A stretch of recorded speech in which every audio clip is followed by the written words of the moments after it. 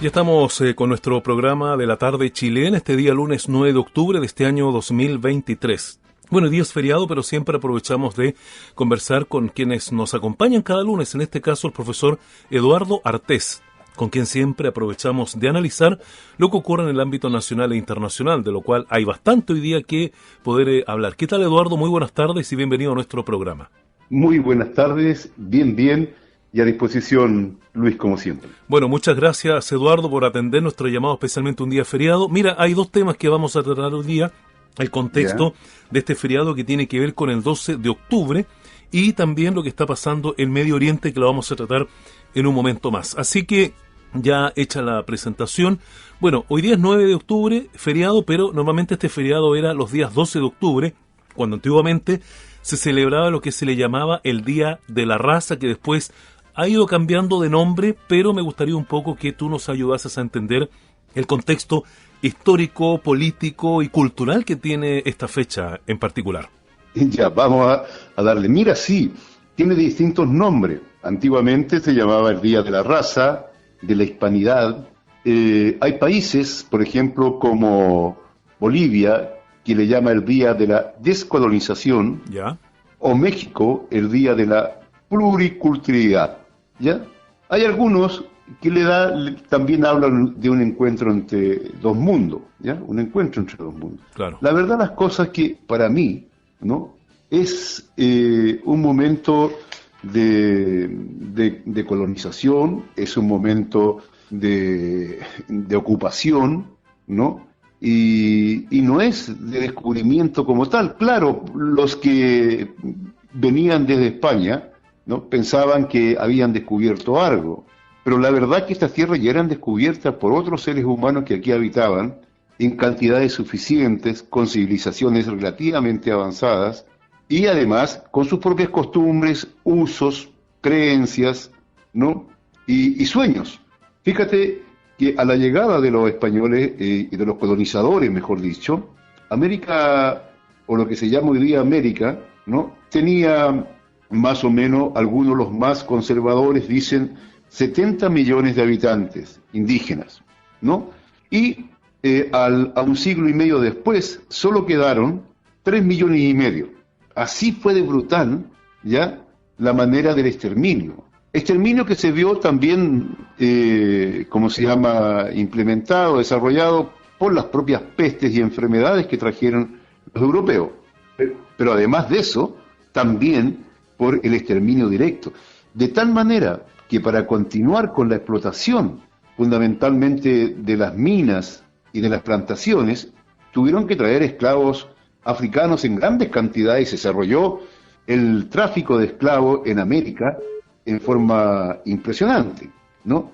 Y nosotros tenemos que, ya después de los españoles, llegaron los portugueses, los franceses, los ingleses, entonces vino toda una colonización, ¿no?, que llegó a la conformación de lo que es hoy día. ¿Qué es lo que ganaron los europeos? Porque América en realidad no ganó nada, porque colocó todo. Los europeos, según Carlos Marx, ya los descubrimientos geográficos fueron exclusivamente con un afán de lucro. Ya. ¿Sí? Y que por lo tanto dicen, en última instancia, al servicio de la producción.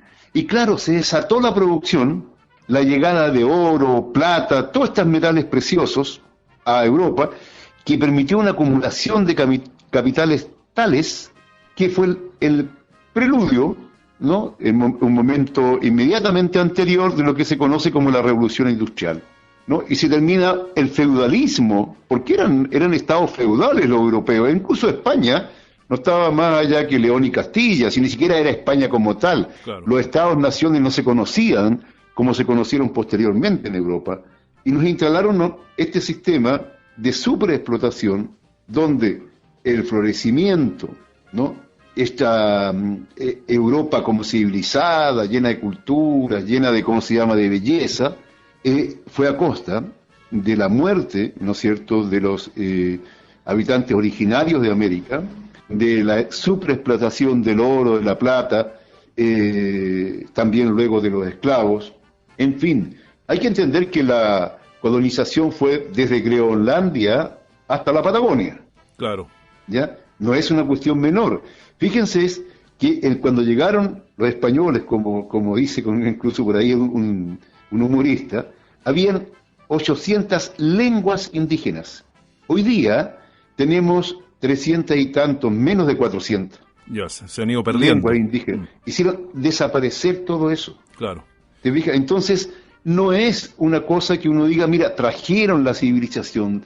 No, la civilización significó, esta civilización europea, con la espada por un lado, la explotación por el otro, significó la masacre, el exterminio masivo de las comunidades. Ahora bien, los pueblos originarios o indígenas siguen hasta el día de hoy, ¿no es cierto?, buscando la manera de la reivindicación como nación, como pueblos. Tenemos el caso del pueblo mapuche, ¿no es cierto? Que sí, a eso te quería llevar precisamente, porque hoy día en América Latina se ven precisamente este tipo de, ¿no es cierto?, manifestaciones, reivindicaciones de los pueblos originarios. Por lo tanto, a partir de lo que tú llamas la colonización o la conquista, y luego que los países se fueron independizando, finalmente no se solucionó el problema de fondo. No, para nada, porque las nuevas repúblicas no hicieron otra cosa que seguir con lo que significa el exterminio. O sea, continuar con el modelo, digamos, que es algo que ya conocemos acá, ¿no es cierto? Absolutamente, porque por ejemplo en el caso de Chile, ¿no?, fue la pacificación de la llamada pacificación, que fue una masacre de la Araucanía, que significó 60.000 mapuches asesinados. Claro. ¿Ya? Simplemente se realizó en tiempo de la República. ¿Ah? Entonces, ya fue un modelo que se aplicó de exterminio y de quita de la tierra, ¿no? Y bueno, esto habla, cierto, que todavía tenemos pendiente aquí en América lo que significa colocar las cosas en su lugar. Y esto es, ¿no?, la igualdad absoluta, todos los derechos a todas las naciones y pueblos que aquí habitamos, con la realidad que tenemos hoy día, porque no se puede desconocer, pero una realidad que signifique fraternidad, restitución de derechos, inclusive de tierras, ¿ya?, y de tal manera que la dignidad de todos los habitantes realmente sea el centro, y no como es hoy día, que se sigue negando, ojo, ya, lo que ha sucedido, y se sigue manteniendo a sectores indígenas en una miseria impresionante. Sí. Fíjate, Luis, y con esto a lo mejor termino esta parte. Hubo elecciones recientemente en Guatemala, ¿no es cierto? Sí, claro. Y ahí se eligió a un gobernante que quiere un poco industrializar, quiere un poco justicia social, etcétera. Y ya le están preparando un golpe de Estado. Y el apoyo que él tiene es en la población indígena, que es el 48% de la población de Guatemala. Y más del 55% de la población de Guatemala es rural, campesina.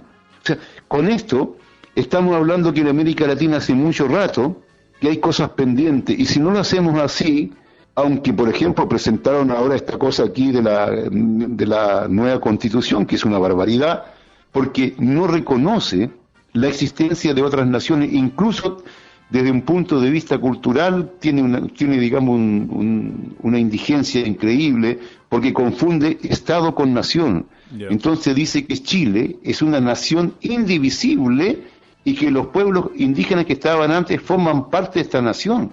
¿Cómo tú obligas a alguien, ya, a reclamarse de otra nación? Una cosa distinta es que sea un solo Estado, eso es así, pero muchos estados tienen distintas naciones a su interior, ¿ya? Y eso es una realidad. Entonces aquí, inclusive con la nueva Constitución que se pretende llevar a plebiscito el 17 de diciembre, se plantea simplemente que aquí todos son de una cosa llamada chilenos, ¿no? Y que por lo tanto esa particularidad, aymara, mapuche, etcétera, no existe.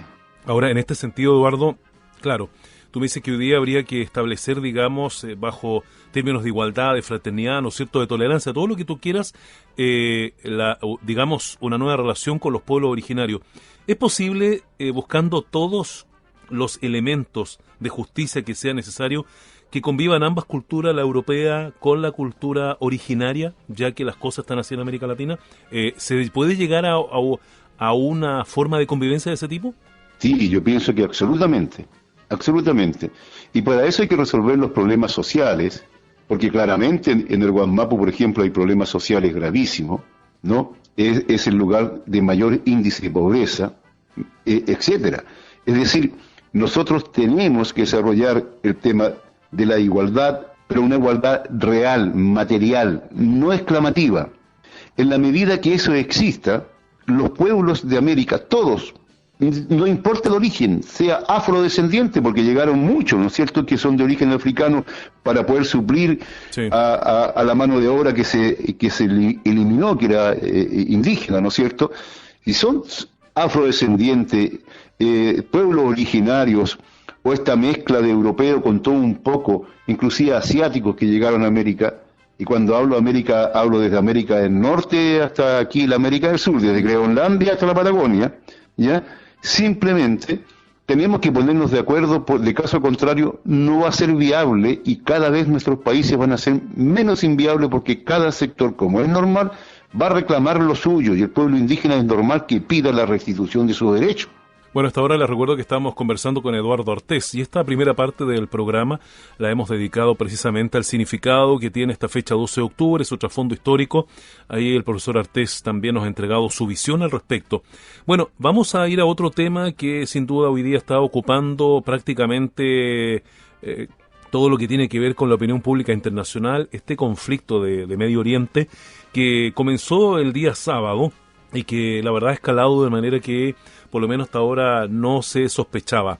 Es un conflicto, tú lo has dicho, Eduardo, varias veces, que no partió ahora, es un conflicto que ya lleva varias décadas sin resolver y que hoy día está viendo también uno de sus hitos, ¿no es cierto?, con este conflicto que hoy día estamos viendo ahí en el Medio Oriente. ¿Qué es lo que está pasando ahora? Y efectivamente también nos gustaría un poco, ya sabemos que no es reciente, pero entender un poco de dónde nace lo que hoy día precisamente estamos viendo ahí en Israel y en Franja de Gaza. Sí, mira, para hacer un poco de contexto histórico, esto tiene 75 años ya, ¿no? Claro. Desde la ocupación del territorio palestino, porque era Palestina, eso se llamaba Palestina. Ahí era un protectorado inglés, los ingleses administraban eso. Un protectorado británico, en un momento determinado, sí. ¿no? Después de los acuerdos de Saint-Picot, entre las distintas potencias, en fin, quedó eso bajo la dirección de Inglaterra. Pero los habitantes de allí eran palestinos, yo te diría en un 97%.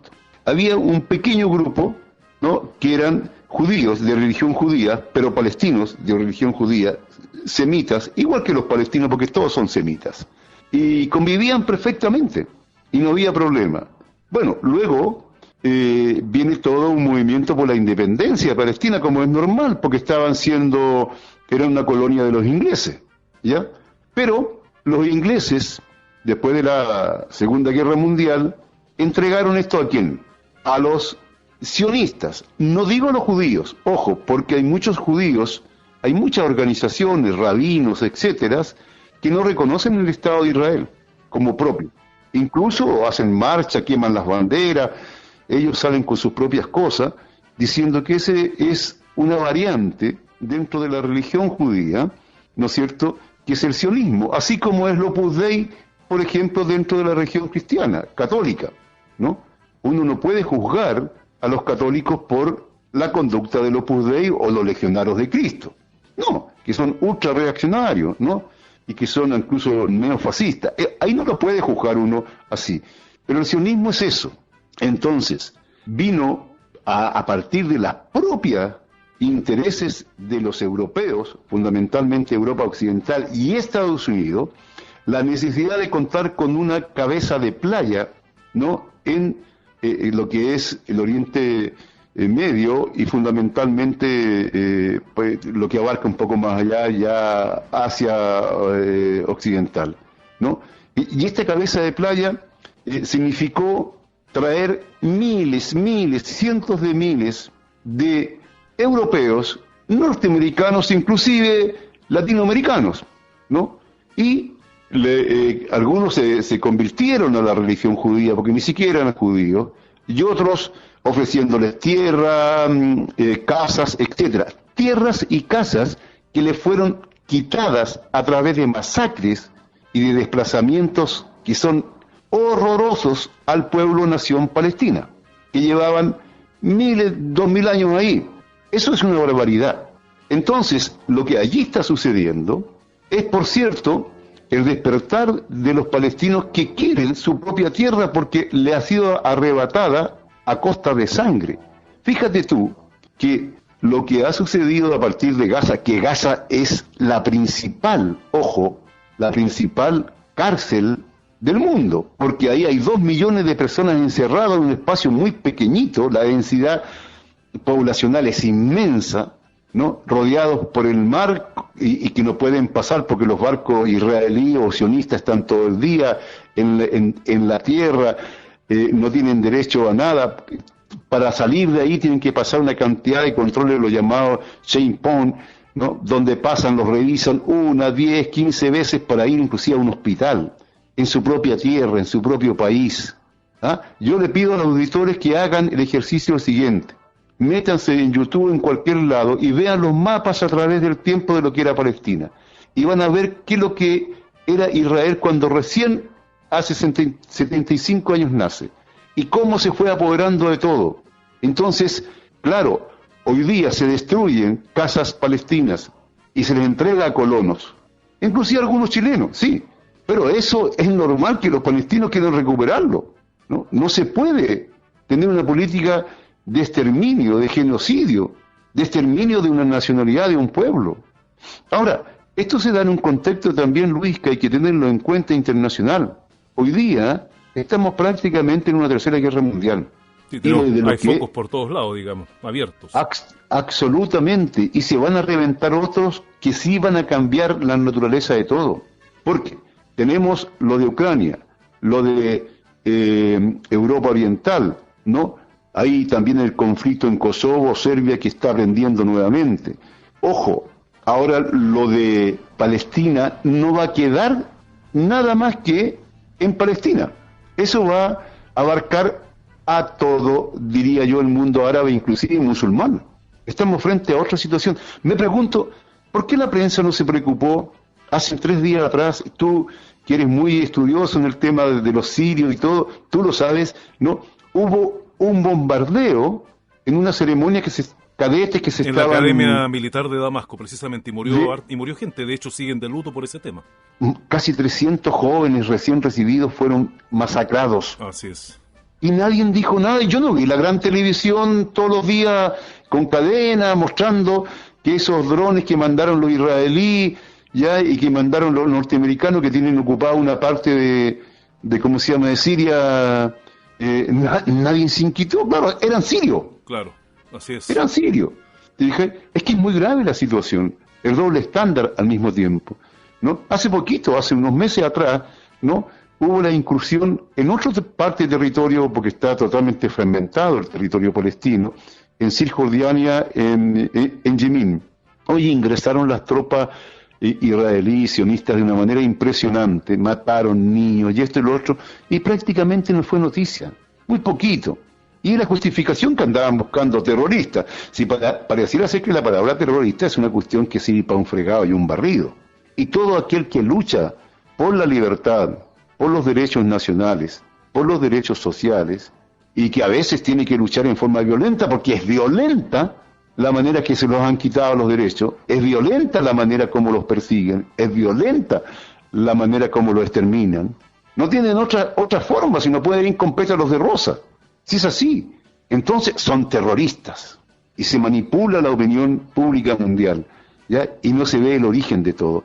Yo creo lo que está pasando en Palestina tiene un lado muy positivo, que los israelíes no han logrado dominar ni exterminar a los palestinos. Y con esto quiero terminar. Mira, el otro día leía un estudio de una universidad israelí, ¿ya?, donde veían qué pasaba con el ciudadano actual israelí. Y ellos, en su análisis, llegan a la siguiente conclusión. Primero, que la mayoría de los ciudadanos israelíes no se sienten israelí, porque su origen es europeo o norteamericano. Y todos ellos, en forma directa o por nacimiento de sus padres, tienen doble nacionalidad. Por lo tanto, conservan al día 2 pasaportes. Y muchos tienen el sueño de volver a donde vivieron siglos sus antepasados, en Europa, en Francia, Alemania, Inglaterra. Rusia también. ¿Mm? En Rusia también. Claro. Sí. Rusia, perfecto, Rusia, sí, Ucrania. Así es. ¿Ya? No, sí, sin duda. Entonces, hoy día esto va a acelerar la salida de ciudadanos. Ya incluso algunos ciudadanos chilenos, creo que el gobierno va a mandar un avión a buscarlos algunos, Sí, claro. que estaban inclusive participando en la milicia, ojo, y en los kibbutz, que los kibbutz son colonias, ¿no?, de colonos que se instalan en tierras arrebatadas a los palestinos y que están armados. Si no son blancas palomas que están ahí, le ofrecen las tierras, le pasan armas, forman milicia, ¿no? Pero bueno, si tú te vas a una cosa así, va a estar expuesto a una reacción, ¿ya? Eso es lo que yo te podía decir, claro. Y claro. Bueno, lamentablemente compleja. Es compleja porque más allá del conflicto, ¿no es cierto?, que hoy día se está viviendo, si uno no puede dejar de lamentar las bajas civiles de ambos lados que está produciendo hoy día el mismo enfrentamiento. Que mandan desde Europa, de todos lados, ¿ya?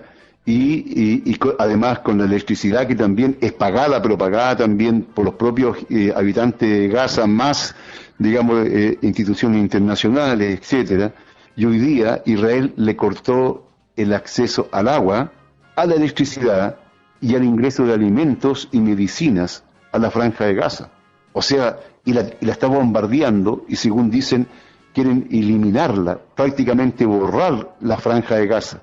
Si eso pasa, te lo doy por firmado, que vas a fortalecer la resistencia árabe, yemita, egipcia, los campamentos que están en Jordania, los campamentos palestinos, en fin, inclusive los palestinos que están aquí en América Latina, ¿no?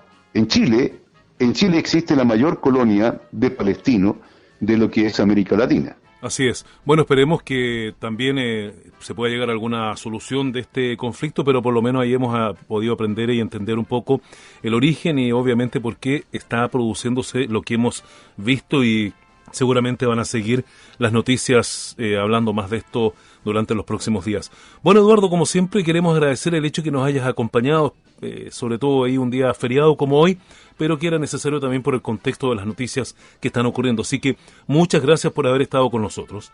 Muchas gracias a ustedes, a los auditores, y nada, siempre cuando muere un ser humano es un poco toda la humanidad la que muere, y a pesar de entender y tomar posición incluso en los conflictos, ¿no?, políticos, geopolíticos e ideológicos, ¿no?, a pesar de eso, cualquier muerte indiscutiblemente no es para celebrar. Así un abrazo. Es. Un abrazo, que estén muy bien.